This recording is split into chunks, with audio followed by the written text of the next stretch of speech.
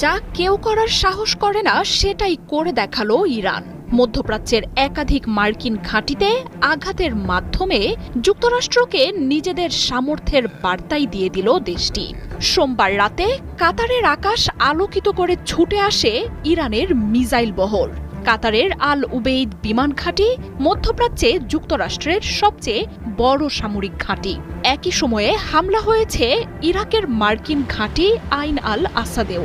আক্রমণের শিকার হয়েছে সিরিয়ার মার্কিন সামরিক ঘাঁটিও। গণমাধ্যমগুলো বলছে, রাতে মধ্যপ্রাচ্যের একাধিক মার্কিন সামরিক ঘাঁটি লক্ষ্য করে 2 ডজনের বেশি মিসাইল ছোড়ে ইরান, যার মধ্যে বেশিরভাগই ছিল কাতারে থাকা মার্কিন বিমান ঘাঁটি আল উবেইদকে লক্ষ্য করে। ইরানের 3টি পারমাণবিক স্থাপনায় মার্কিন হামলার